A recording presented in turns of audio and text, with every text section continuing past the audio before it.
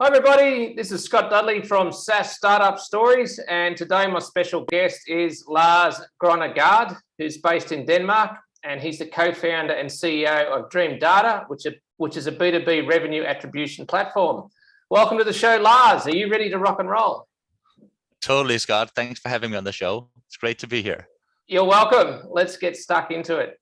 All right, so we'll sort of go right back to the beginning and start off with your background and what initially got you interested in starting the SaaS company.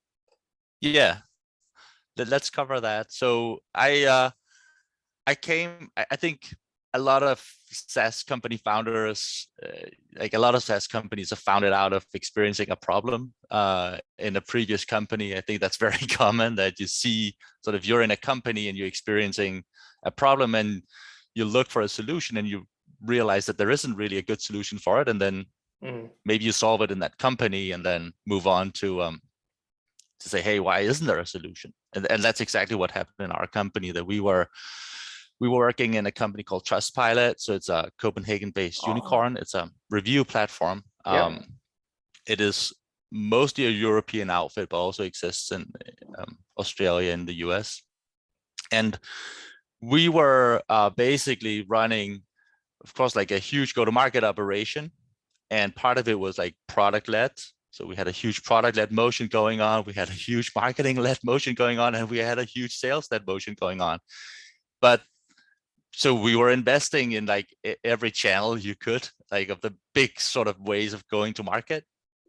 But honestly, it was going well. I mean, I think that's typically like in a successful SaaS, you're doing a lot of things and it's going well. But at some point you start thinking, okay, hey, should we invest more here, or which of these tactics are actually effective? Okay, we're doing a lot of things and the totality is working. And that was what was happening there. So we started thinking, okay, so how does this machine actually work, right?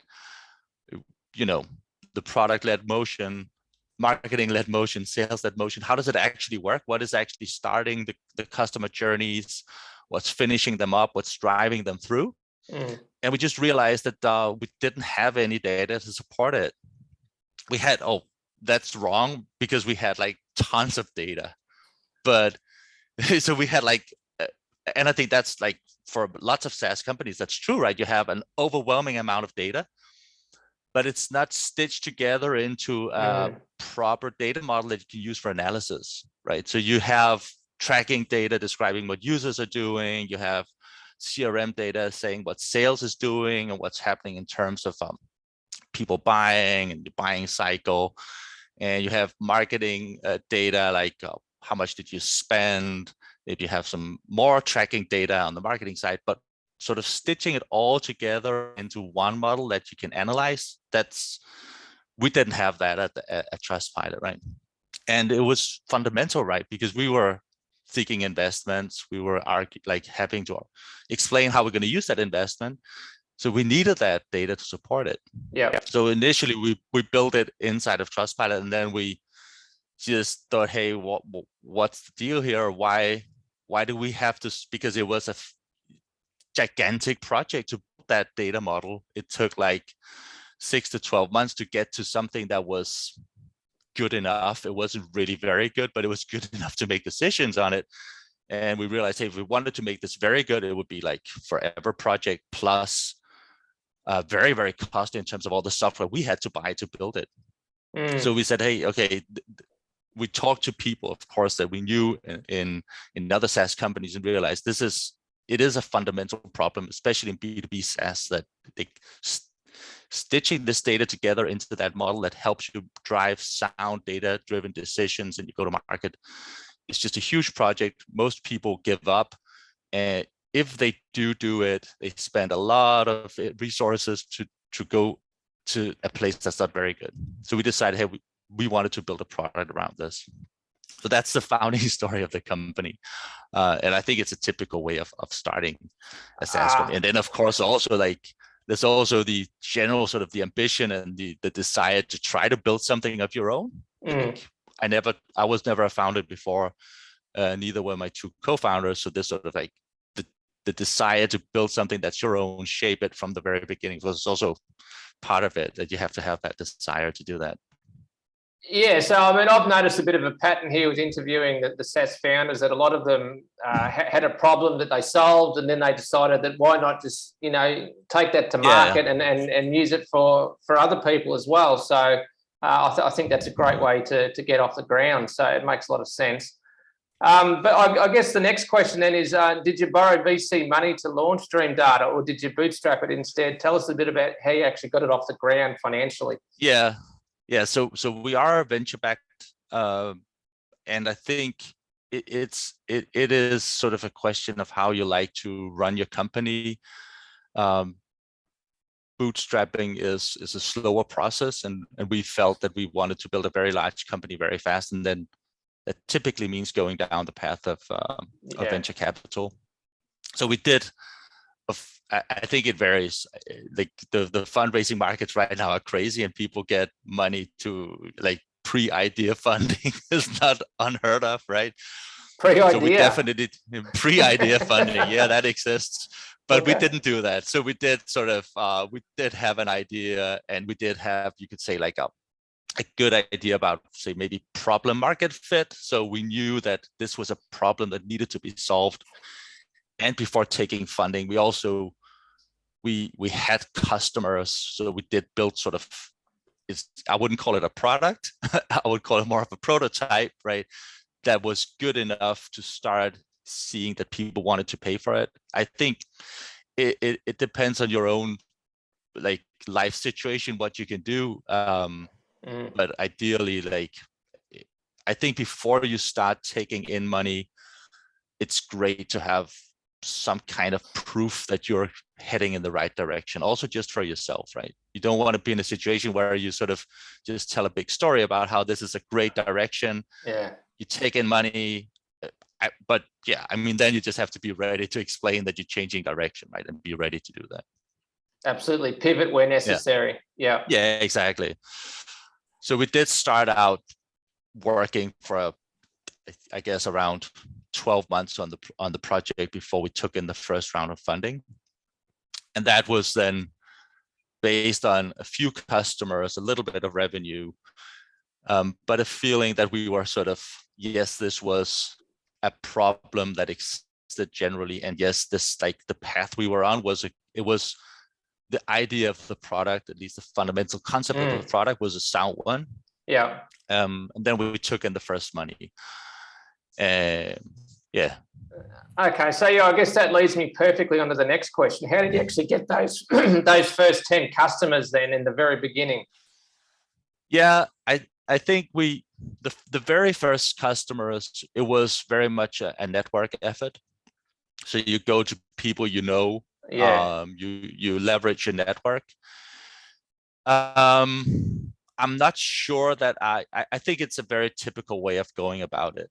Yeah. Friends and family. For us, network. Yeah, it's network. So because we are a B2B, like, we're selling right now, we are selling almost exclusively to other B2B SaaS companies. And that initial sort of push, I think it is like, of course, if you have a network in that target market that you want to address, it's a great way of going about it. I would say, if I think about what we did, I feel that maybe at some point in the early customers, we got too focused on just getting a customer over actually sort of being quite precise about who was our ideal customer profile. Okay. Yeah. And I think it's something that created, because I think we had a very good idea about who the ideal customer was, but in the end, we ended up taking in some of those first 10 customers. We took in some customers that deviated from that ideal customer profile. That, I think, created some problems for us later on, right? Were they basically? Like... Oh, sorry. Go. Sorry.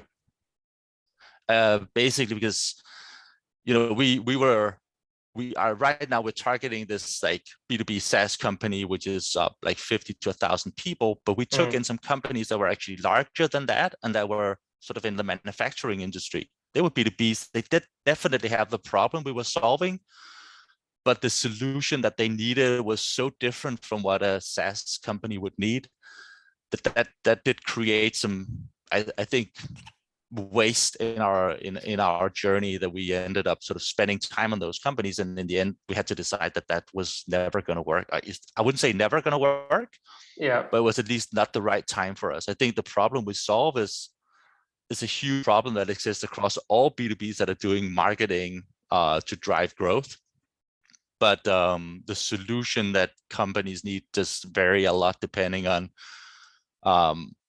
the business model of the company, right? Yeah, so better to niche it down. Makes sense. Yeah, I talked to at one point, I think I realized that we had deviated too far, because I was talking to another founder who was explaining that their sort of ideal customer for those first 10 customers, it was so narrow. I just realized that we should, I think it's important when you're doing a business that you're looking for something that can be very big. But when you approach it, you have to do it in a very sort of precise way. You need to be quite narrow. And I think we got confused there and thought, hey, we need to prove that we can go very broad. No, I think you need to have proof that there's a very big market out there, but you should sort of target your product quite precisely and almost go as narrow as you can.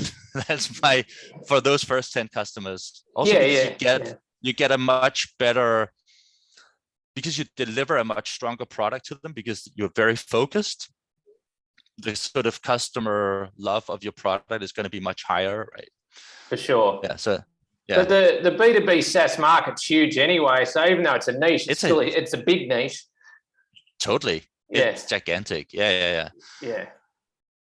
All right. So let's go on to actually talking about the Dreamdata product and what exactly it provides to its users. So yeah, I think I already touched a bit on it.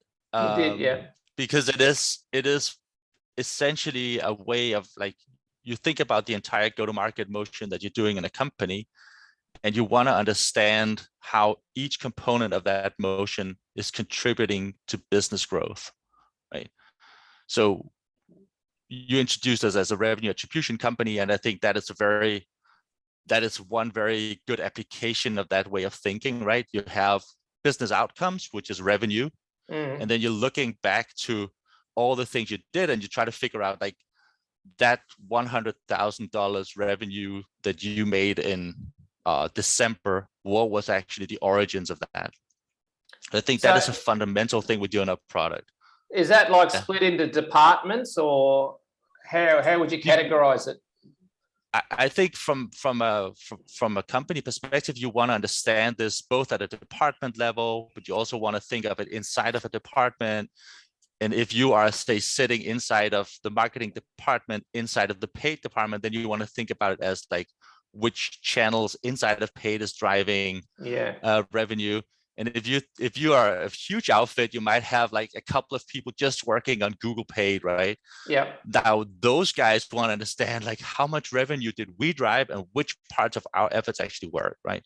So it could be at a very high level sort of organizational structure, but it can be down to a very granular level of the individual content piece, the individual ad campaign. I think it is a fundamental way of thinking about go-to-market that sort of permeates the whole thing. It should be sort of everywhere in your thinking. So when you're going to your QBR with your C-level suite, the CMO, he should be thinking about marketing as how much did marketing actually contribute to that revenue we made in that quarter. But when the marketing exec, he's talking to his directors or VPs, he should be doing the same, and the same thing should happen all the way down, right? So you basically think of your way of planning and reporting inside of the whole go-to-market function about how are you contributing to business results, be it new business revenue or pipeline creation or other pipeline stages that are valuable. So the chief... Oh, sorry, go on, yeah. No. Yeah, I was just going to ask, the chief revenue officer would be looking at these sort of reports on a daily basis, wouldn't they? It would be their best friend, basically. Yeah, I think the this this way of looking at it, it's more of that would be something that is going on. You can do it a weekly, a monthly, a quarterly, because it's more of a planning and reporting kind of approach to it. And Right. then the other side of it is saying, okay, so if you've made that decision that you're going to measure, like when you go and look at last month's performance or last quarter's performance, you're not going to talk about how many leads you generated, or you're not going to talk about how many people visited your website or how many ebooks you distributed. You want to talk about how much pipeline did we build with the campaigns that we ran. Like if you make that decision, then you also want to sort of flip the logic around when you're actually doing things, right? So now imagine you're the person working on Google Paid. When you're looking at, like, you have an idea, you think these campaigns are going to be great. Now you put them into the world and you start funneling money into them, and you start getting impressions, you start getting clicks. But now you want to also look at how does those clicks convert into, of course, form fills or form submissions, marketing qualified leads, sales qualified leads, sales or like new business close one, etc. So you want also at the level where you're doing the execution to, like, everything that I would consider, say, performance and content marketing, like all those functions, they would be looking at the impact of what they're doing, and sort of when they are judging the tactic that they deployed last week, they'll look at the impact and they'll say, okay, this one seems to be going in the right direction. I'll funnel more money into that. This one seems to be underperforming. I'm gonna keep it running for a couple of more weeks to see, maybe it takes a little bit longer to drive value. Nothing happens, and start descaling, etc. Okay, interesting. All right, so here's one of my favorite topics, Google Analytics. So what are your thoughts on trusting GA for B2B data and its limitations in general? Because I've used Google Analytics quite a bit, and I'd be interested on your perspective. So go for it. Yeah. The GA, I think I've been around for a long time, so I actually remember when GA came into existence and how, like, it was urchin tracking before that. Like if anybody thinks about, like, why is it actually called UTMs, it's not because they're universal tracking parameters, they're urchin tracking parameters. That was a product that Google acquired that became Google Analytics. So I've seen sort of what GA did for any web-based company, and it's been like a huge impact, right? Because before we had GA, understanding sort of any idea about the impact of your website or your web presence it didn't exist, right? You couldn't count anything. And with GA, you got to a spot where you could actually do some kind of conversion tracking on your website. You could get which pages are actually being visited. So you got to definitely a better spot with that. I think sort of since then, there's been like a new generation of you can say digital analytics products, which would be like Amplitude, Mixed Panel, that generation of products that were really a response to sort of the multi-device world that we entered at some point in, like, 10 years ago or so.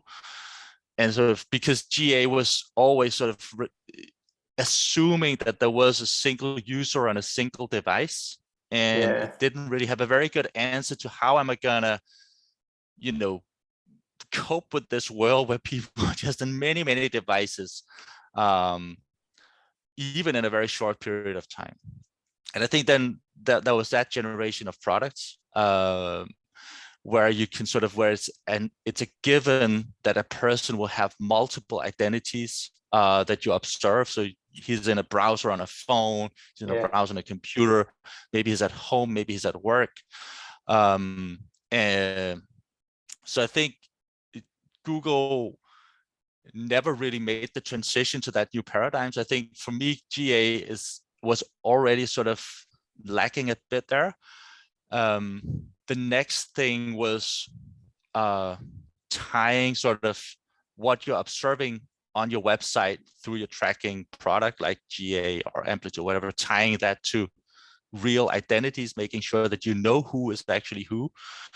And GA is very problematic there, because in general, sort of Google says you cannot give us any private data. Yeah, very strict on that. Yeah, very strict on that. And but from the European Union perspective, apparently not even strict enough, right? Because now it got pretty much banned in the European Union because they are still getting enough private data that's a problem. But I think this interesting. The way of sort of tying, like creating a stronger identity around a person is something that is lacking. So, and then for me, but the big thing for me around GA and the world that I live in, which is B2B SaaS, is that Google Analytics, with all its shortcomings, is even if we sort of do away with those, it will always think about a person. So it will think about a user and what that user did. But when you are a B2B, of course you're selling to people, but they represent a company. And in most cases, the buying journey, when you're a company buying from another company, there are multiple people involved, right? Absolutely. So you have many people. So that's the account. That's why we have account-based marketing.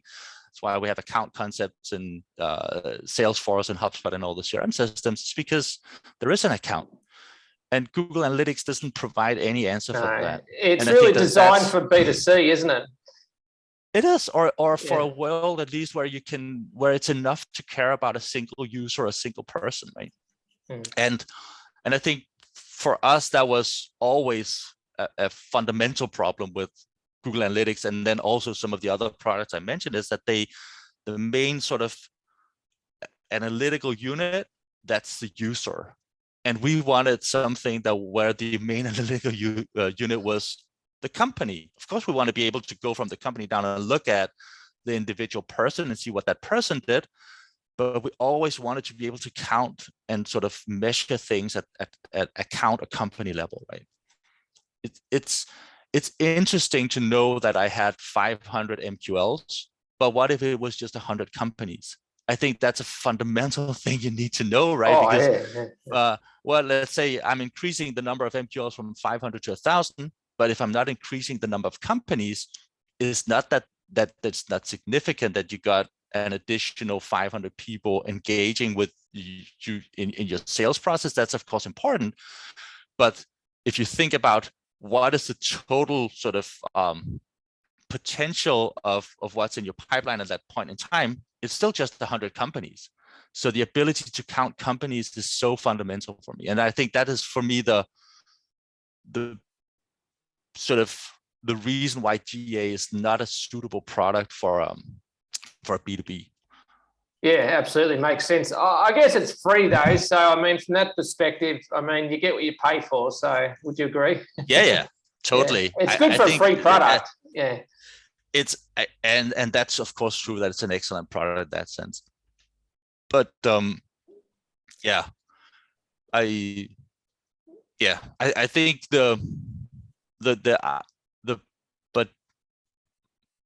but the problem is you end up counting things that might not really matter, right? And you can't. And I think the other thing is, unless you move into paying quite a lot for GA, you can't access the raw data.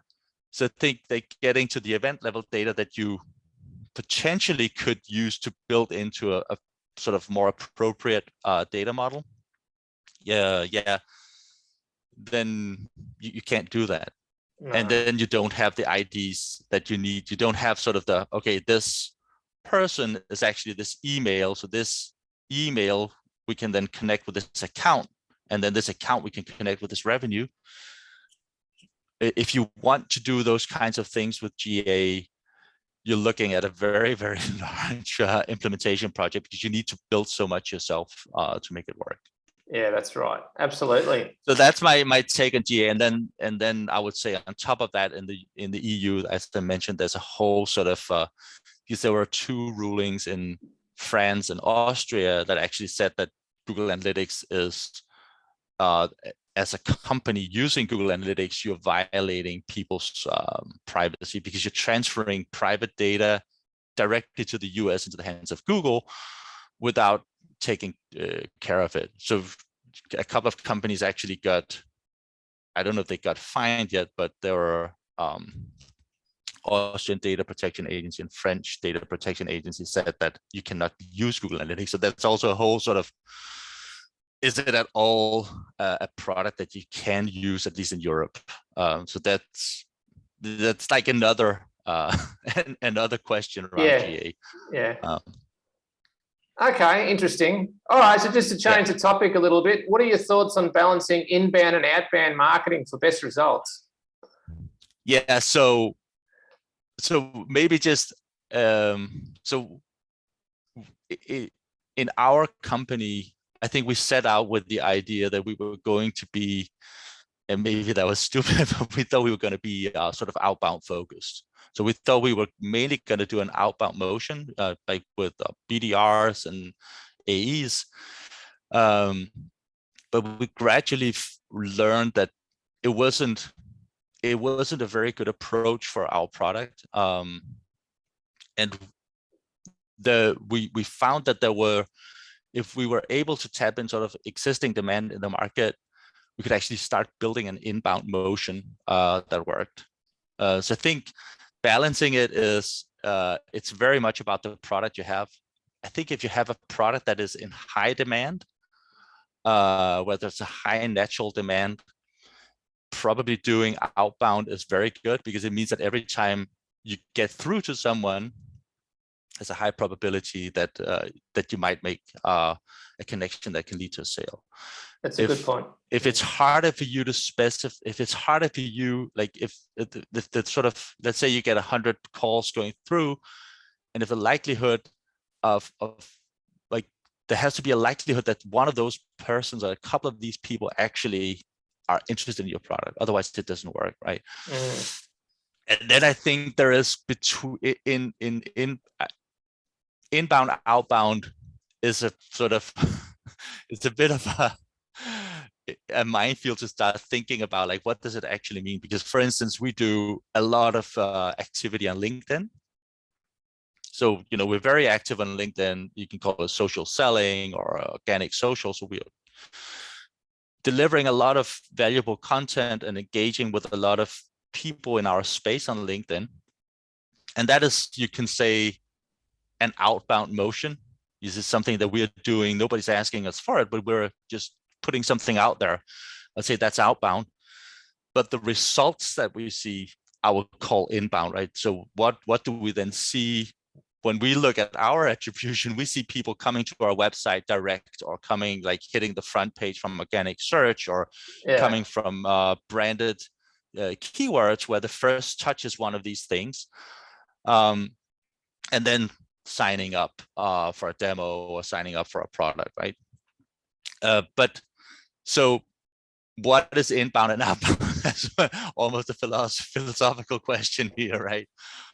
Yeah, different people have different sort of opinions on what they actually are. But for me, I mean, inbound is when somebody contacts you first, and outbound is if you contact them first. For me, that's my definition. But you're right. Everybody has a different definition. So I see what you're saying.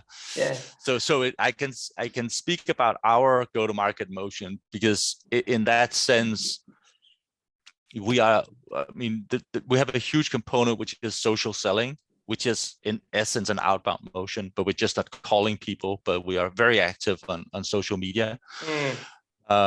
And that is then driving inbound traffic to our website. Similarly, we also have a fairly large sort of paid component in our go-to-market. And that is mainly directed at the moment at sort of capturing demand. So there's the product that we're selling, there is a natural demand in the market. So there are people who have bought a similar product before and are now sort of replacing it or coming into a new position, and then thinking about, hey, I need this type of product again. And then they start searching for a product. And then there is, you can say, demand in the market that we can try to capture. So we use paid for that.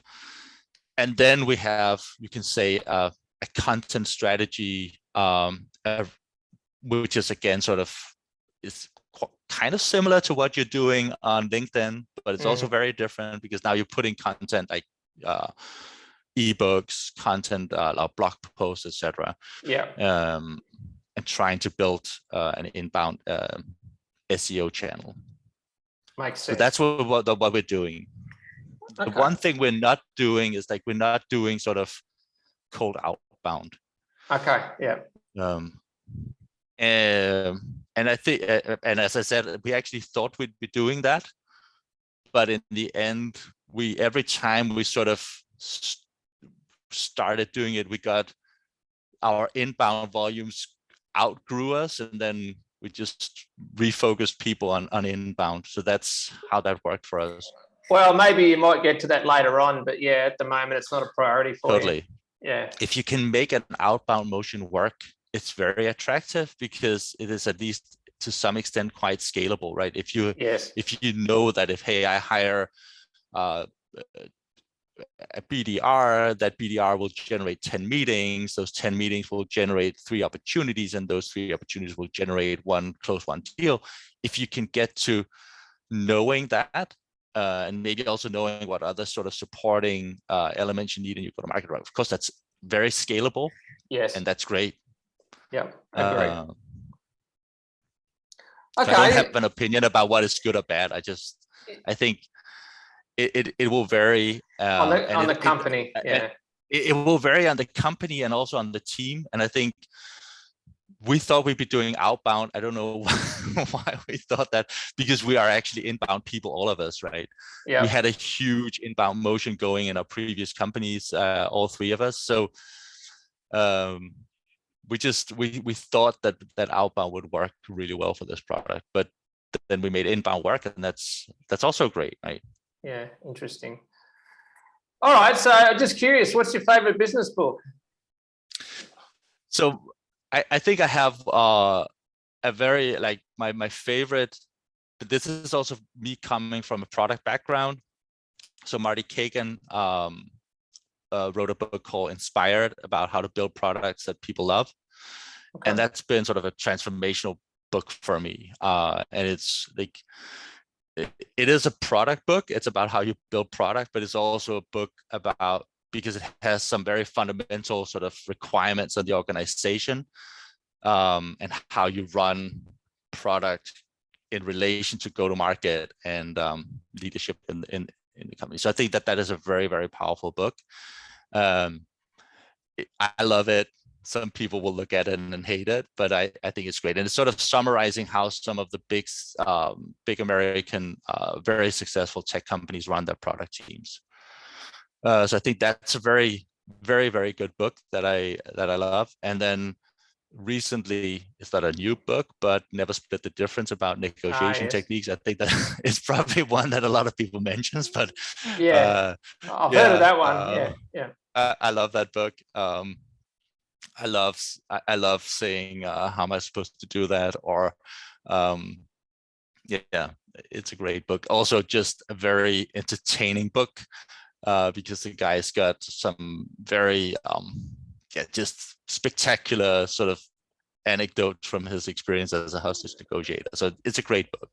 Yeah, agree. Some of the situations are a bit scary that he's in. So yeah. And what it it's a bit different from day-to-day business, but the things that he has experienced. But I think it's a great book, and there's a lot of good learnings from it. Agree. All right. So where can people go to find out more about Dreamdata? Or Dreamdata, as you pronounce it. Sorry. Yeah, that's. I think that you feel free to pronounce it any way you want. I pronounce it the Aussie way, but anyway, where can people find out more about it? Yeah. Yes, I think follow us on LinkedIn, connect with me on LinkedIn. That's a great approach. I'm just, like you said, Lars Grønnegaard. And if you search for Lars Dreamdata.io, then on LinkedIn, you'll find me and connect with me or connect with some of the other people. We're very active on LinkedIn. And then, of course, we have a website. You can go there. It's dreamdata.io. And you mentioned that GA is free. Dreamdata is also free within certain limits, just like okay. Google Analytics. So we also have a free offering. So you can actually, if you're a startup or very early stage, you can run the product for free. And anyway, like if you are just interested in trying the product, you can try it for free. So you can get set up and see how it works. Excellent. But yeah, dreamdata.io or just follow us on LinkedIn or connect with us on LinkedIn. We'd love that. Sounds awesome. All right. Well, thanks for being on the show, Lars. I appreciate your time. Thanks, Scott. Thanks for having me. It's great. Thank you.